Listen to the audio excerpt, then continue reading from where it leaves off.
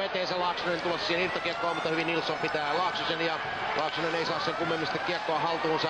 Sen sijaan nyt kiekkoa siellä Jokeri maalivahti ja Sulonen peittäisi helposti. Kivelä pyörii, Saarikoski vastassaan, laukaus, tulee ruuhka takaa ja sitten Lambert. Ja Lambertin laukauksesta ponnahtaa tilanne Jokerille, Törmänen hidastelee, mutta pääsee sitten maalille. Ja nämä muut tulokset.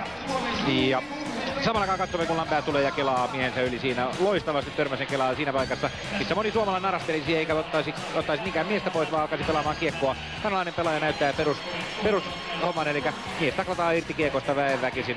Törmänen toipuu kuitenkin, sitä nopeammin pääsee uudestaan siihen, mutta tämän pelin tempo ja intensitiivisyys on niin korkeata luokkaa tällä hetkellä.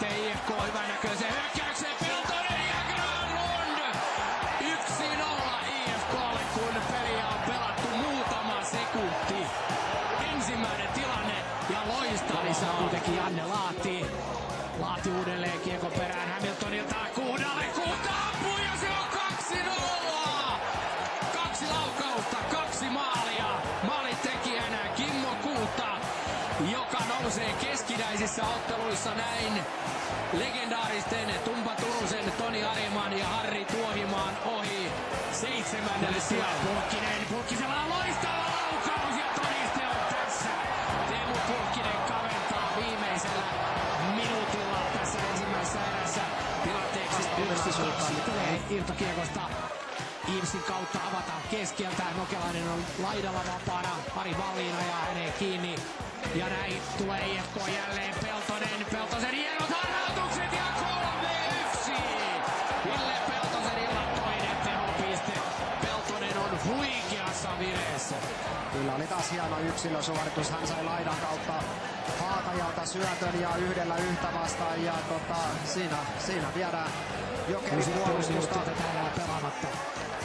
Eronen, Hentunen, nyt on laidassa yllättävän paljon tilaa ja Hentunen tekee 104 maalinsa. Pulkkiselle, Pulkkinen teki sen tärkeän kavennusmaalin, Pulkkinen tekee nyt tasoitusmaalin. Ja Peltonen Granlund puolustajaksi, toiseksi puolustajaksi Mikko Kurvinen. Kousa Kurviselle, Kurvinen keskelle, Peltosen mailasta Haatajalle, Peltonen. Ja sinne menee! IFK lähtee jälleen karkumatkalle. Granlund, Pulkkinen 2-2 tilanteessa. Aivan huikea maali ja Kutamas maalin jälleen kerran jälkkäilee muuan Ville Peltonen ja Granlund iskee jo ottelun toisen maalinsa ja onpa huikea peli meillä. Pelikuva on sama mikä se on ollut koko matsin, eli IFK on laaja materiaali. He painaa pelin jokaisella kentällään tuonne Jokerin päätyyn. Stadissa se, että taistelee, ei tarkoita, että tappelee. Ja se, että on kova, ei tarkoita, että olisi rehti. Stadissa se, että ei anna periksi, kertoo, että uskoo siihen, mitä on tekemässä. Ja miksi ja minkä puolesta taistelee. Se on perinne täällä jo aika pitkä. Vittu mä vedän sua hei tänään, he pidä pää pystys, koko ilta tulee. Hän pörkäät siellä Valtteri, hei! Pidä! Älä lyö enää sitä, hei! Älä lyö enää, hei! Älä vittu! Älä lyö enää, hei! Se löi sen vittu kädelle! Älä vittu pellele, mä vedän sua, hei! Se varmaan, joo. Pellele vielä kerran vittu, mä vedän sut niin pystyyn, saatana!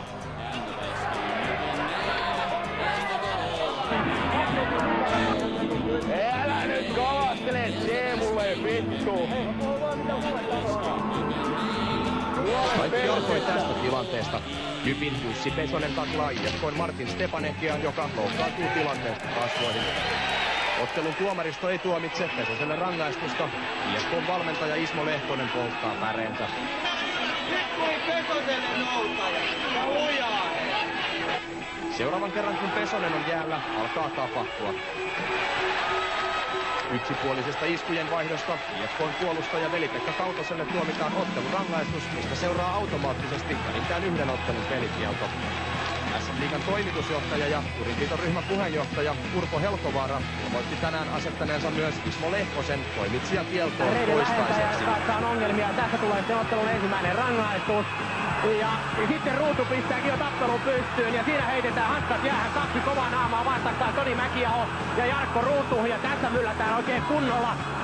Ja siinä repii Ruutu Mäkiaholta paitaa pois päältä ja tällä tavalla viettää Toni Mäkiaho 22-vuotias syntymäpäiväänsä Rinkelinmäen jäähallissa, ja siinä on vastassa 21-vuotias Jarkko Ruutu, jolla on 75 jäähyminuuttia. Mä tykkään noista pojista, nuo on sitä mitä suomalainen jääkiekko tarvitsee. Rehti kova pelaaminen ja se on siinä. Mäkiaho lähti ottaa hommaa takaisin, kun Ruutu takaisin heidän parhaan pelaajansa. 2 taistelijaa. Tämmöisiä pelaajia lisää. Aikaa jäljellä ja sitten Pauli Högpakka pääsee yksin karkuun ja näin tämä nuori A-junioreitten Suomen mestari pystyy harhauttamaan siellä Rauli Sulmanin. Helsingin IFK on kaventanut 2-1. Sitten siellä ovat Epistö ja Silvia ja näin heti rankaisee sitten ylivoimatilanteesta Helsingin IFK. Pekka Rautakallion laukaus, numero tasan 2-2. 7 minuuttia otteluaikaa jäljellä, ja mikäli sitten jatkoajalle mennään, saatte täällä TV2 kanavalla seurata tuota jatkoaikaa 22-20, mutta IFK on sitä mieltä, että jatkoajalle ei mennä. IFK on ollut tässä ottelussa 0-2 tappiolla, erittäin vahvasti puristettuna seinää vasten, painettuneena tuonne jään pintaan, mutta näissä kovissa tilanteissa IFK on ennenkin noussut. Ja näin ikään kuin kultamitalit tuossa jo toisessa erässä olisivat olleet Jokereiden käsissä. Maalintekijä ei ole kuitenkaan Pauli Högpakka. Pertti Lehtosen siniviivalaukaus meni suoraan maaliin. Tässä kolmannessa ratkaisevassa erässä Rautakallio ja Lehtonen, 2 puolustajaa, ovat olleet IFK maalintekijät. Enää ei maaleja tule. Helsingin IFK on Suomen mestari. Se on voittanut ratkaisevan loppuottelun maalein 3-2. Oltuaan tappiolla 0-2. Erittäin ratkaisua tulee ja näin lähtee Helsingin IFK hyökkäykseen.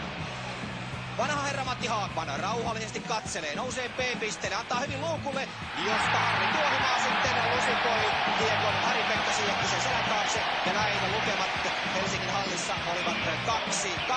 Ja sitten ottelun kolmanteen erään, johon Harri Rindel oli koonnut yhden viisikon lisää. Laitinen, Nurminen ja Laiho olivat IFK:sta tulleet sisään kehiin, ja se toi selvästi puhtia myöskin IFK-peliin, ja tässä sillä osoitus heti välittömästi ajassa 42-18. Maalintekijä Juha Nurminen, syökkäät Jarkko Laiho ja puolustaja Kai Rautio, kun IFK painaa sitten päälle. Hyvin haetaan siinä laukaisupaikkaa sinne maalin eteen, ketään ei ole kuitenkaan paikalla. Kadlet saa kiekon siniviivalla. Ja edelleen kiekko pysyy siellä Jypin alueella. Sitten hyvä syöttö maalin eteen, josta Jukka Seppo lusikka puolelta nostaa maalin kattoon. Ja peli on jäljellä tasan. Sitten kiekko lyödään Kannetsin toimesta tuonne päätyyn. Iiro Järvi painaa sinne perään ja katsokaapa hetken kuluttua jälleen, kun näette todella kummallisen maalin. Kriikkova taiteilee ja taistelee siellä voimakkaasti. Jälleen siniviivalta kiekkoa lyödään kohti Siekkistä ja sitten se pomppaa tuonne noin ja pomppaa myöskin Siekkisen hanskan kautta maaliin ajassa 53-24. Jättää siniviivalle, saa sen itse uudelleen ja loistava syöttö maalin eteen Iiro Järvelle, joka ajassa 56-41 siirtää helsinkiläiset 6-4 johtoon. Ja ottelun loppuhetket pelattiinkin sitten vajailla miehistöillä. Siellä ukkoa istui jääaitiossa enemmän ja vähemmän. Helsingin IFK voitti tämän semifinaaliottelun 6-4. Takana Shalon, kiekko menee Rafalskille. Ja laukaus lähtee ja Toskala taistelee, mutta ei taistele enää. Siivonen 1-0. Sitten jääpintaan Juhan Davids. Olli Jokinen siellä saa vähän mailaa kylkeensä ja jää sinne jäänpintaan. Avautumassa 2 vastaan tilanne. Olli Jokinen ampuu ja ampuu ratkaisu. Ja siinä on Villaka valmis. Olli Jokinen.